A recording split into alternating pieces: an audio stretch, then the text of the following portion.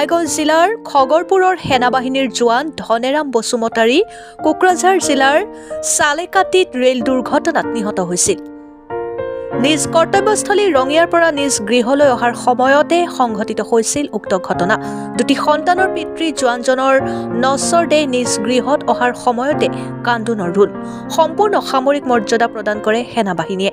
উক্ত ঘটনাটোৱে অঞ্চলটোত শোকৰ ছাঁ পেলায়।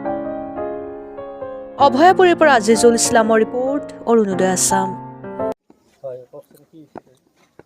আচলতে বৰ দুখজনক ঘটনা। মানে যোৱা আজি 1.5 মাহমান আগতে আমাৰ ঢোলাৰৰ এটা ল'ৰা তেখেতেও মৃত্যুবৰণ কৰিল ৰেলত গৈয়ে। ঠিক তেনেকৈ যোৱাকালিও আমাৰ গাঁৱত নলডোবা এইটো চুবুৰী বুলি কোৱা হয়, তেখেত ৰঙিয়াত কৰ্মৰত আছিল, ধনেৰাম বসুমতাৰী। তেওঁ ঘৰত আহি আছিল আমি জনাত, আৰু তেখেতক আনিবৰ কাৰণেও আমাৰ পৰা মানে নিজৰ ঘৰৰ মানে এটা ভাইটিয়েও গৈছিল বঙাইগাঁৱত নামিব। কিন্তু ল'ৰাটো যি কেনেকৈ মানে ইফালে বঙাইগাঁও ষ্টেচনটো পাৰ হৈ গ'ল, সেইটো মানে এটা সাঁথৰৰ দৰে হৈ গ'ল। আজি আমি গম পালোঁ যোৱাকালিয়ে তেখেতৰ হয়তো মৃত্যু হৈছে। মানে যিজন ল'ৰাই গৈছিল আনিবৰ কাৰণে তেখেতে কণ্টেক্ট কৰিছিল 8:55 বজাত, কিন্তু তেখেতে তেতিয়া মানে কণ্টেক্টত কৈছিল বোলে যে মই ক'ত আহি পালে মই নিজে গম নাপাওঁ, এতিয়া মই সুধিব লাগিব। কিন্তু সেই সময়তে মানে কানেকশ্যনটো নোহোৱা হৈ গ'ল। তেতিয়াৰ পিছত কি হ'ল এইটো আৰু একো ক'ব নোৱাৰা হ'ল। সি বিচাৰি গ'ল ডাংতলত বুলি, ল'ৰাটোৱে আৰু বিচাৰি গৈছে ডাংতললৈকে, কিন্তু তেখেতে নাপাল, চুইচ হৈ গ'ল। ইয়াৰ পিছত তেখেতে আৰু ঘূৰি আহিছে। কিন্তু আজি হঠাতে আমি ৰাতিপুৱা গম পালোঁ ৰেলৱে বিভাগৰ পৰা, তেওঁলোকে এটা খবৰ দিলে আৰু ID প্ৰুফটো পাই আমাৰ ইয়াৰে কিছু চিনাকি 2-এজন মানুহক কণ্টেক্টটো কৰিলে। তেখেতসকলৰ জৰিয়তে আমি কথাটো গম পালোঁ, আৰু ইয়াৰ পিছতে এই সূত্ৰে আমাৰ ফালৰ পৰা গৈ কোকৰাঝাৰত পষ্টমৰ্টেম কৰি তেনেকৈ আজি লৈ অহা হ'ল। তেখেতে কিবা ৰঙিয়াত কৰ্মৰত অৱস্থাত আছিল, আৰ্মি আছাম ৰেজিমেণ্ট। তেখেতৰ বৰ্তমান বয়স 30ৰ ভিতৰত হৈ যাব। 30। পৰিয়ালত তেখেতৰ মা দেউতা আছে, পত্নী আছে আৰু ল'ৰা দুটা সন্তান। আমাৰ খগৰপুৰ ধুলাউৰা গাঁৱৰে নিবাসী আমাৰ ধনেৰাম বসুমতাৰী, নলডোবা ধনেৰাম বসুমতাৰী আজি আকস্মিকভাৱে আমি মৃত্যুৰ খবৰ পালোঁ ৰাতিপুৱা, আৰু সেনেকৈ ঘৰৰ মানুহে গৈ পেলাই আমি বডিটো আনিলোঁ। এনেকুৱা ঘটনা আমাৰ 2 মাহমান আগতে ধুলাউৰা গাঁৱত হৈছিল, হাবিলদাৰ নাৰ্জাৰী নামৰ।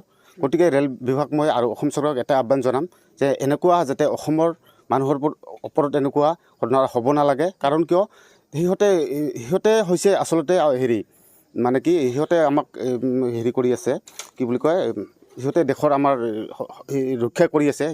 তেখেতসকলে যদি নিৰাপত্তাহীন হৈ থাকে তেনেহ'লে আমাৰ যিবিলাক আমাৰ শিক্ষাৰ ক্ষেত্ৰত হওক বা বেপাৰ বাণিজ্যৰ ক্ষেত্ৰত হওক, যিবিলাক আমাৰ বহিৰাজ্যত ল'ৰা ছোৱালীবিলাক গৈ আছে, তেখেতসকলে কেনেকুৱা সুৰক্ষিত হ'ব। গতিকে মই সেইখিনি আহ্বান জনাম যে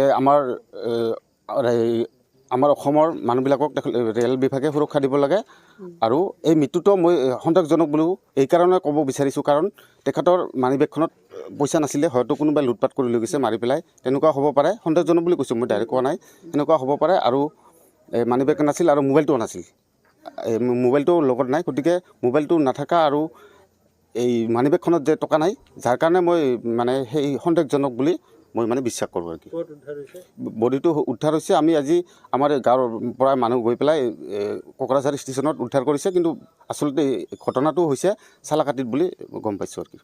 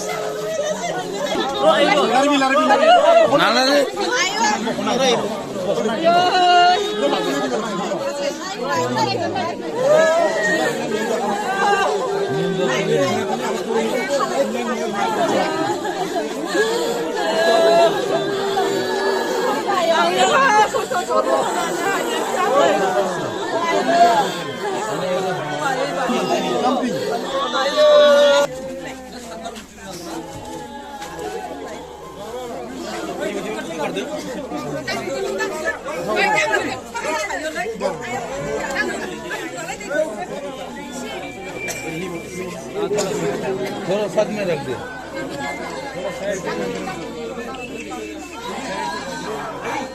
हेलो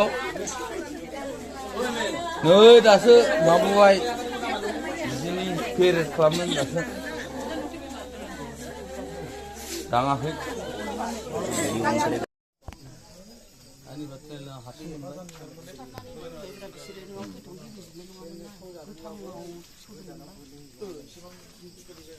मबाइल ओमफ्राय